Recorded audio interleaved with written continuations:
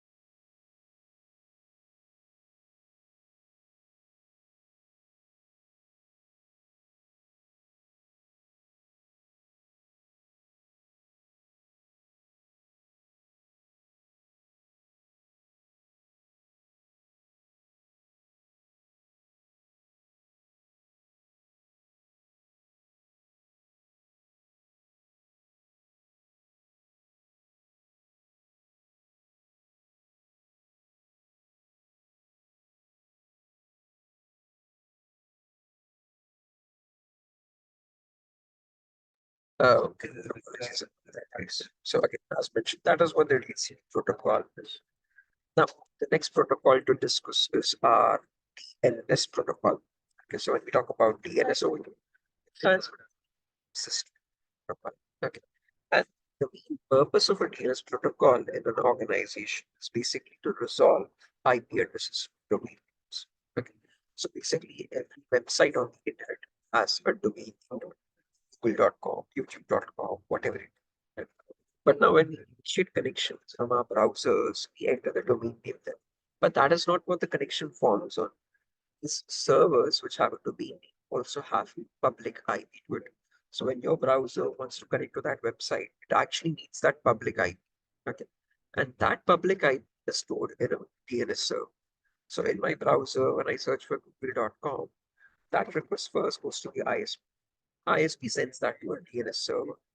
In that DNS server, a request is made for that specific domain and it provides the response of the IP address. And with that IP now, it goes to the actual intended web server. Okay. So the main purpose of the DNS server is it's like the internet's phone book, translating human readable domain names into IP addresses and vice versa. Okay. If you had no DNS servers, you would have to remember the IP for each organization and enter that IP to access that website. Okay. So rather than you remembering those IPs, you can remember the domain names of humans are. I mean, again, we find it easy to remember names rather than numbers. Okay. So again, it translates the domain names to IP addresses in the background and initiates the connection of intended web servers. And then we have the last topic, which is special IPs, guys. So the two special IPs in the entire IP4 range. They are loopback IPs and Apipa IPs. Before we go into this, any questions or answer for this? Arjun, Raghu. Hi, Raghu. So, apologies, I'm traveling currently, not at home. So, you might hear some disturbances in the background. But if you don't hear me properly, do let me know. I'll repeat my sentences. Any questions or answer for this point? We have been taking these demos the whole of week.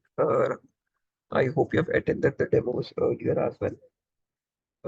If you haven't, these are uploaded on YouTube from the official channel of DurgaSoft. You can access them. You can just search for DurgaSoft training or online training cybersecurity to obtain the recordings, which I've again for the classes I've taken over the week. Okay. Any questions or doubts up to this point, guys? Anyone?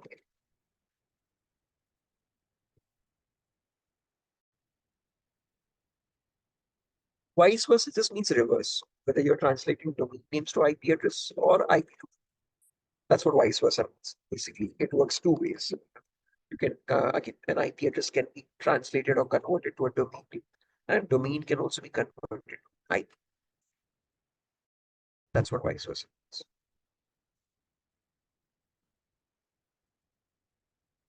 Exactly. An example would be like your contact name linked with a contact number. So in your phone, when you want to call a certain person, you can either call them by the contact number or with the contact name. Okay. Each of this is linked to each other. Okay. So vice versa is again they are interlinked. So it's two ways connection disorder as well. That's what vice versa. Okay, as mentioned, the last topic for today is special IP addresses, guys. So we have loopback IPs and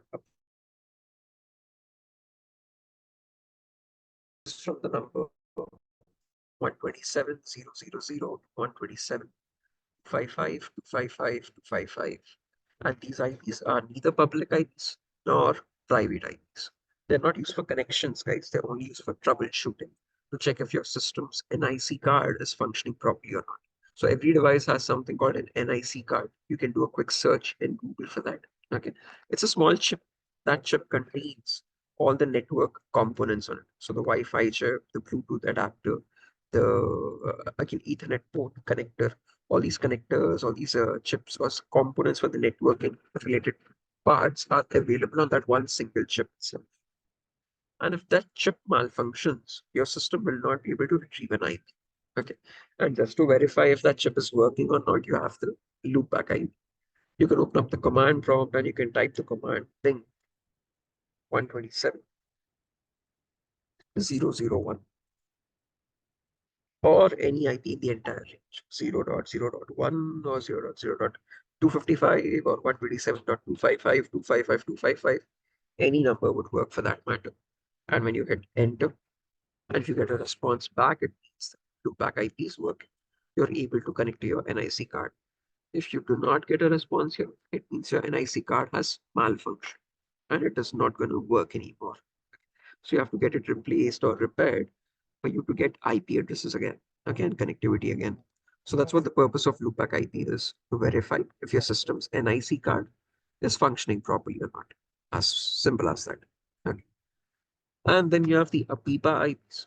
These IP addresses range from the number 169.254.0.0 to 169.254.255.255. Okay. And again, these are also neither public IPs nor private IPs. Okay. These are the IPs automatically assigned by your operating system.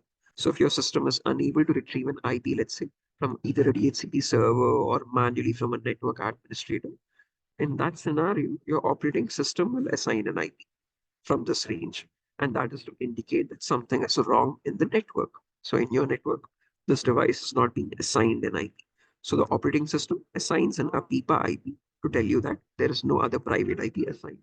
This is an automatic private IP assigned address. Okay. So this is something which is automatically assigned by the person. And the system gets this IP ranging from 169.254.0.0 to 169.254.255.255. It indicates that your system is unable to get an IP from any other source. And you have to get it rectified or checked why your system is not getting an IP.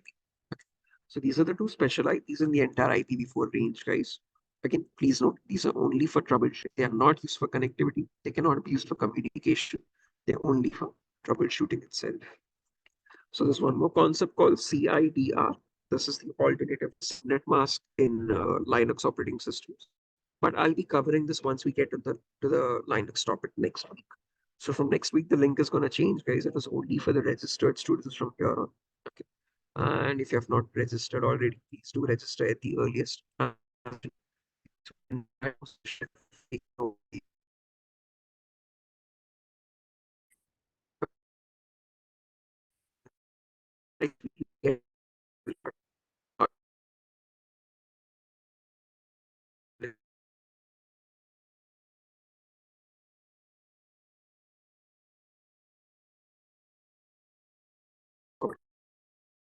At the end of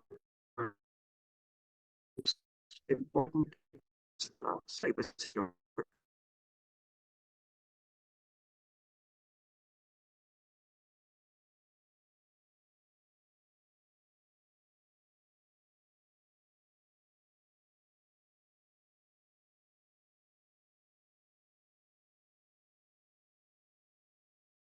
So sorry, guys, got disconnected due to the network issue. So yeah, as mentioned, this concludes the entire networking for this prerequisite concept. And yeah, this concludes our demos as well. From next week, the link is going to change and it will only be accessible for the registered students. If you have any questions also, you can let me know now, guys. I can clarify your questions.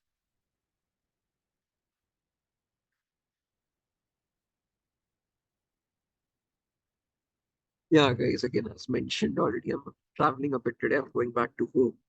So it got a bit late from work. So yeah, should be better from next week, without any issues. Once I'm home, the classes will not have any such interferences. Any other questions also, guys, in the meanwhile?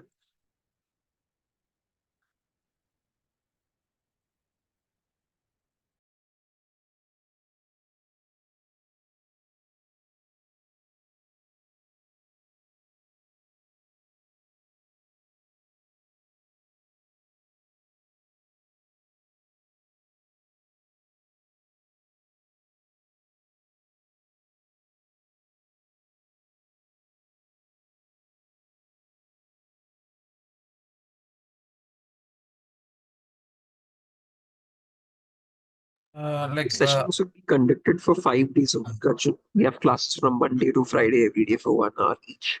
And again, for 5 more, 4 to 5 minutes for the session.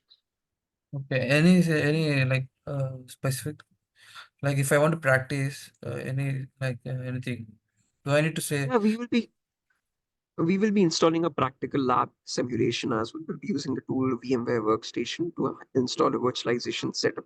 We will have an attacker machine, we'll have a victim machine. Again, you will be installing the setup on your own device itself. So you will have a working lab simulation on your end. Okay, so nothing to worry. We will have the practical lab installation the first thing in the next week on Monday session. Oh, okay, okay. Do I need to have any specification on my system?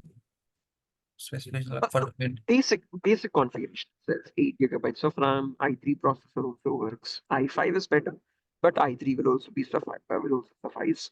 And 30 gigabytes, 50 gigabytes of free storage. Okay, okay. Okay, about that we will discuss later. No worries. And Sure. Any other questions also, Arjun?